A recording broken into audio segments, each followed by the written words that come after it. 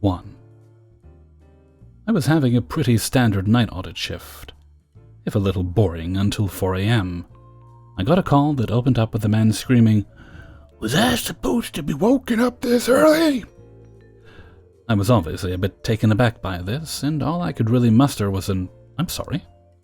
Immediately, still screaming, he said, "I said, was I supposed to be woken up this early?" I didn't even get a chance to say something before he repeated himself again, all in the same volume. This wasn't even a minute into the call, yet I was already extremely flustered. Some semi-important background before I continue. I won't go into detail, but I have a lot of trauma associated with men, specifically men yelling and raising their voices in general. I have a lot of bad experiences in my childhood involving my stepfather and my mother's various boyfriends. Suffice to say, I kind of shut down in situations when a man is getting particularly aggressive with me. Anyways, at this point I was already trembling, but was trying not to let it get to me or show in my voice. So I asked him politely to please calm down and stop yelling. He did, after multiple times asking, mind you, and asked again, "Was I supposed to be woken up this early?" I had no idea what he meant, so I asked. He said he got a wake-up call that he didn't set that woke him up. I apologized for the call and for disturbing his sleep. He asked if this was standard practice at our hotel to wake up people in the middle of the night for no reason. I told him no, we only set wake-up calls for guests who specifically ask. He asks why he was called then. I apologize again, and tell him someone must have mistakenly set a wake-up call for his room. He proceeds to go on a tirade about how ridiculous that is and that I should know better and know what I'm doing. About 10 minutes into the phone call, after he's reiterated the same points I listed over and over and over again, we finally get some new material. At this point, my hands are shaking pretty bad, my heart is pounding in my chest, and my voice is audibly shaky. I'm in full panic mode, but doing my best not to start crying on this call. He starts, very obviously and genuinely apologizing for bothering me and making me so upset. I honestly don't know how to respond to that, so I don't. He then starts off about how the hotel needs to take responsibility for waking him up and ruining his vacation. He had previously asked for a late checkout when he checked in, and stated that it should have been pretty obvious I didn't want to be disturbed. Then I hear it, the dreaded, "I want to speak to a manager." I tried to tell him I would pass his information along to my manager, but he cut me off and started spouting something about it not being appropriate. Cue this happening at least 4 or 5 more times before I could actually finish my statement. He made it very obvious he wanted to talk to my GM, and he wanted to talk to her now. I kept reiterating that I would pass his info to her, but he wasn't having that. Then he goes on a side tangent about how we didn't get him any pen or paper in his room, and I make a point to tell him I can't give him my manager's information. I would be giving his information to her, not the other way around. That must have especially pissed him off, because he started raising his voice again and going over the same points he'd been reiterating the entirety of the phone call. Finally, as we're nearing the end of this horrible saga, he asks for my name multiple times, I guess trying to scare me. Make me think he was going to make a complaint about me or something. I must not have had the reaction to that he was hoping for because he got angrier, told me it was my fault for ruining his vacation, he was never going to stay here again, etc. All the standard Karen closing statements. He asked for my name a few more times, gave me another apology about bothering me, told me I was great at apologizing, and told me to have a great morning before hanging up. That was hands down the worst interaction I have ever had working at this hotel, and in customer service in general. Before anyone asks, I didn't hang up because, 1, I was worried it would piss him off even more and that would mean more grief on my end. 2, he would come to the desk and scream at me in person. And 3, I was honestly shell-shocked and didn't think about it a whole lot. 2. Sometimes you have a terrible experience with a guest and have to deal with him for an entire week. Other times, however, everything works out in your favor. It's a pretty slow evening for me tonight. I am the only 3 to 11 at the property, but with less than 30 arrivals scheduled, that's not an issue. I am simply vibing as I always do. before a duo approach me. I will call them Mr. Shiny and Mrs. Shiny, because I know in my heart of hearts that this is how they wish to be addressed. Checking in for Mr. Shiny. This is our first stay as Super Special Shinies, so we're not sure what all that entails, but we're excited. Wow, congratulations. This is genuine, because at this point, these people are being cordial and not ridiculous. Well, I'll get you checked in, and we'll go over all the fun stuff. I see you booked our full suite with a view of the lake, and that's our best room. So I won't be able to get you an upgrade, but there's plenty of other great perks to being a Super Special Shiny. I proceed to check them in, and then the question of parking comes up. We have valet parking, but it is controlled by the same folks that do our bell services. I tell them that the current bellmen we have are helping guests run luggage, but they will be back down very soon if they want to wait for valet and luggage assistance. Well, we can just do self-parking for now and take up the luggage ourselves. We have a dinner to get to. Again, these people are being pretty decent and cordial, so I have no bad feelings about them. Mrs. Shiny goes to start unloading the car, and I finish with Mr. Shiny. Now, because he is such a super special Shiny, there are a few extra things he needs to know. Since he's staying for 4 nights, this is all kind of important, so I'm going through the list as quickly as I can. This, however, does not seem to be fast enough for our special guest. Eventually, he just snaps at me. Look, my wife is unloading the car. I'm leaving now. I'm a bit stunned by this, but it isn't the first time it's ever happened. We do have a lot of stuff to cover at our property, so some people get a little impatient with our spiels. I wish him a good evening and go back to my business. As this is happening, my bellman manages to return to the front drive and asks Mrs. Shiny if she would like help with her luggage. She completely ignores him, marching right past him with the roller suitcase in tow. This isn't uncommon either, so he brushes it off as Mr. Shiny passes him after leaving the car in our front drive. The bellman asks if he can hang on to the vehicle's keys. We have a very small front drive. We do this in case there is an emergency where the guest vehicle needs to be moved to make space. Mr. Shiny says while shooting a glare over his shoulder, "No, I don't want anyone touching my car." There isn't much we can do with an answer like that, but we're not super busy at the time. So the bellman figures it'll be okay. Of course, it takes 20 minutes for the couple to return, but go figure. What neither of us expected, though, was the fury they had for the room they booked. I'm not happy with that room. I'm looking right at another building. I'm extremely confused, as I know this is a Lakeview room, and I have never had anyone complain about the view before. I'm so sorry, you can't see the lake from your room? No, I have to lean way over. She comically gestures to make her point, to see it. This is ridiculous. Don't you have a different room with a better view? I've stayed here before. It's a junior suite, and it had a much better view. I want to stay in that room. Well, I can see if we have it.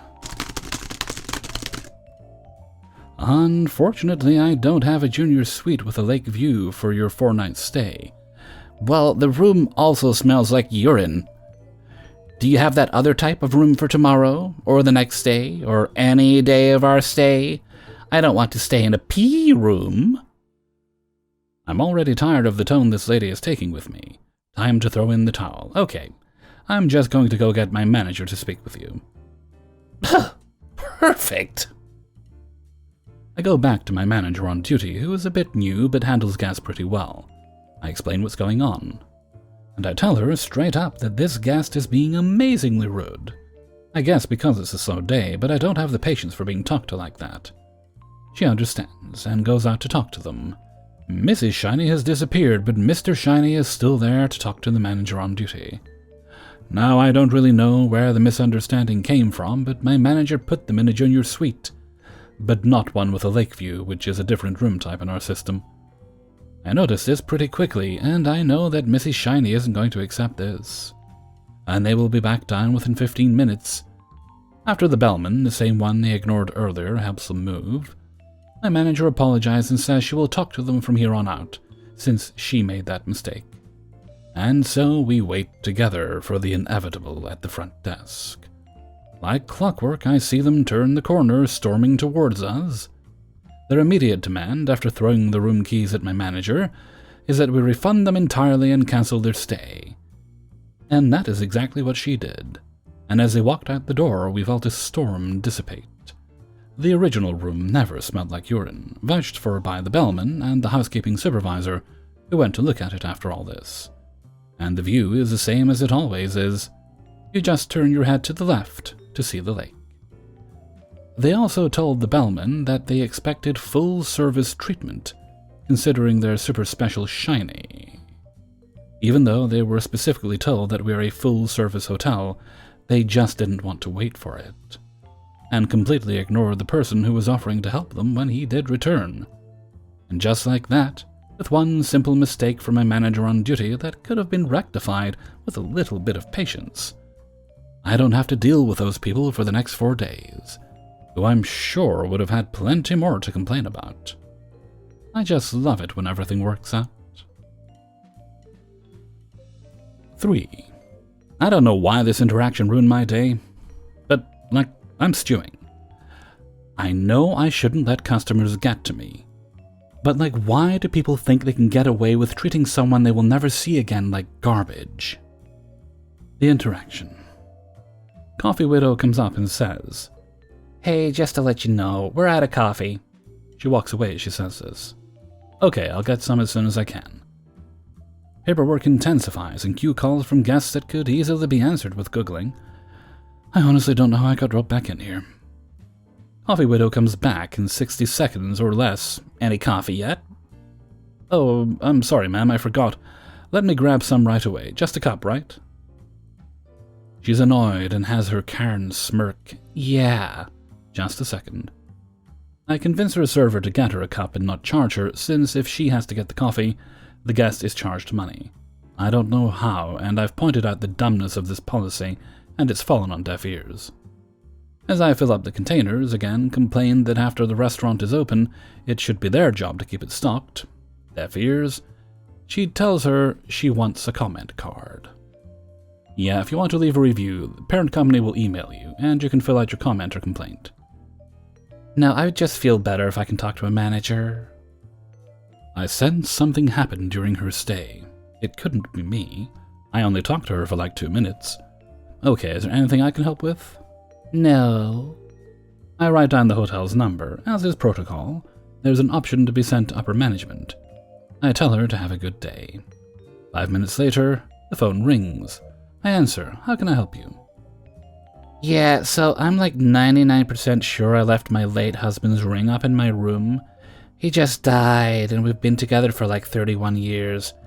It's on the nightstand. I'll be right back to pick it up. I have a meeting I need to get to. Okay, I'll be right back to go and look for you. And is there someone else I can talk to, like a housekeeping manager or an actual manager? Because you have ruined my day. What with the coffee situation? You told me you would be right on it, and when I came back, there was still no coffee. You sound apathetic and cold. I don't know if you're having a bad day or you're just tired, but I feel like I'm being personally attacked by you. Now at this point, I've put in 40 hours in 3 days, becoming more and more common. Last pay period, I put in 100 hours. I don't know if I should be proud. I had to fix things that anyone else could have fixed, and fixing my own, taking initiative before it becomes a problem kind of thing. Writing reports and looking all over creation for an iron. I'm tired, and I didn't mean to sound rude or unfeeling, especially since, in the back of my mind, I know that can't be me, but rather her grief of losing her husband. But I don't care. She could have resolved the issue while she was here, and I asked if everything was okay. How was I to know I was a problem? I just met this woman. I'm sorry you feel that way, and it was not my intention to do so. My paperwork took longer than expected to complete. I will go up with the housekeeping manager to look for your ring. What is a good number to call if we have found it? She gives her number. And just so you know, this call is recorded, and I'm sending it to your boss, showing how rude you were to me. In my head, and in my car after she and I were long gone, is this line. And I sincerely hope you don't need to come back for his funeral, because I will not serve you. I will walk your ass to some hotel down the way. I don't know you. Or your husband. If I'm the worst thing to happen to you today, despite the fact your husband died recently, all because of coffee, you either hated your husband or need your priorities straight. I have no interest in personally attacking you. I don't know you. But the small interactions we've had put a bad taste in my mouth. You don't want actual resolution. You want to bitch and moan till we cave into your demands of free room and points or whatever.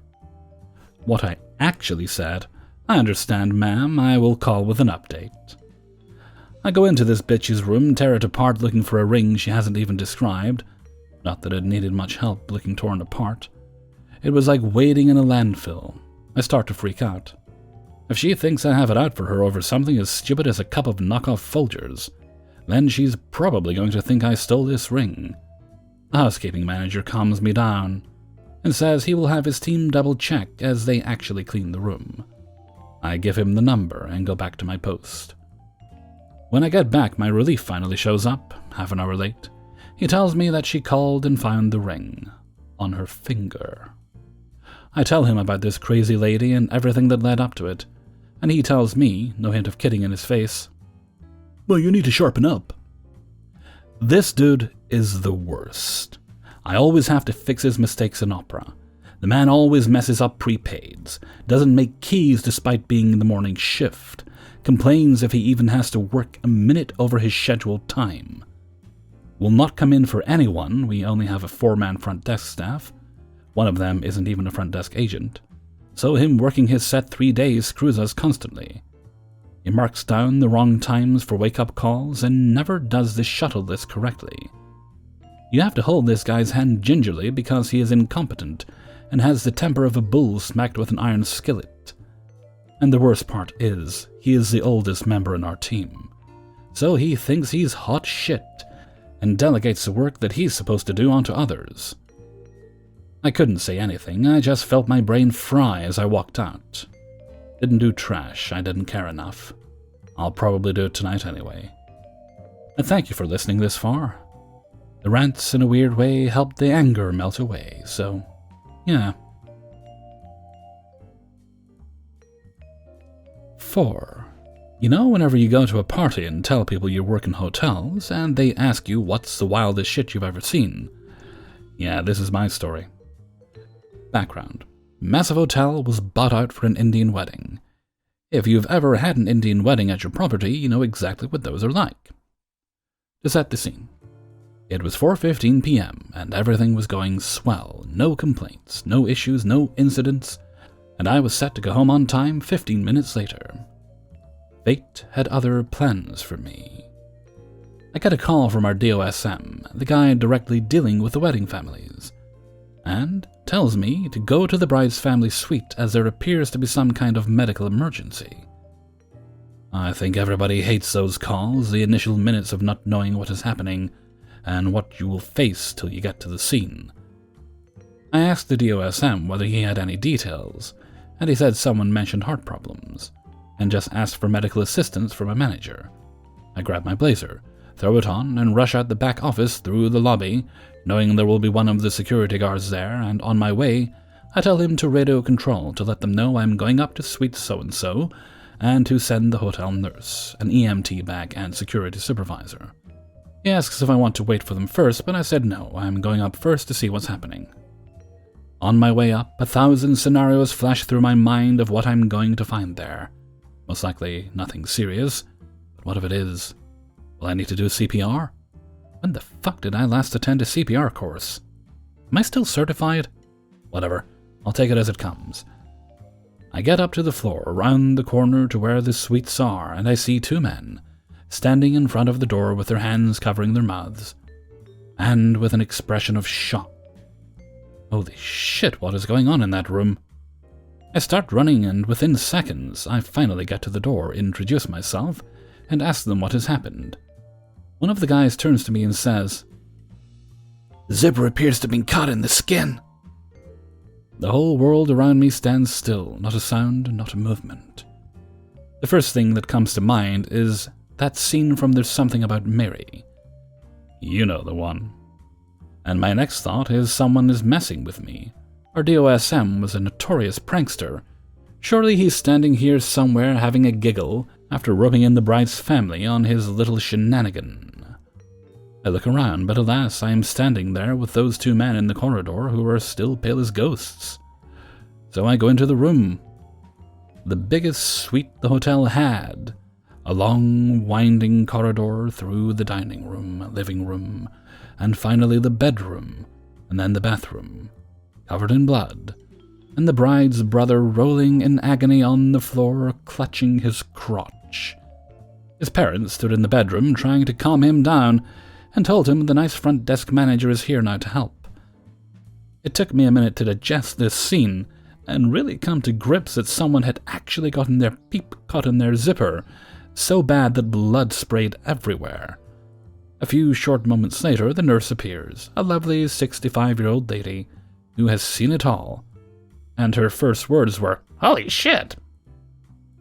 I tell her to tend to him best she can, pop into the bedroom and tell Mom and Dad that I'm calling an ambulance right now. I rush over to the working desk, punch in the emergency number. The call center manager picks up immediately, and I tell him I need an ambulance immediately. The son starts screaming in pain, so I cut him off and say, "Just get me that ambulance." You see, news travels fast in this hotel, especially when you have security call it in. So they were aware something was going on, and everybody downstairs still assumes it was heart problems. So they made the call with those details. Now remember how I mentioned this was an Indian wedding? For those who don't know, the more wealthy you are, the more distant relatives, neighbors, friends, and family you invite. This family was very wealthy, and while this is all happening, they were all congregating in the lobby where the function room is, and also the main hotel entrance where the ambulance would pull up. Mom pulls me aside and says this would be a huge loss of face for them to have the bride's brother wheeled out on a stretcher in front of all their guests because he got his wiener caught in his zipper. She asked me to find an alternative way to have him taken out of the building. All right, fair enough. So I yell for security to come in, and I tell him to radio the guards at the front of the hotel to direct the ambulance to the loading bay in the back. Done. While this radio conversation was taking place, my boss and the GM were standing in the lobby overseeing with the head of security, who hears the ambulance instructions and tells them.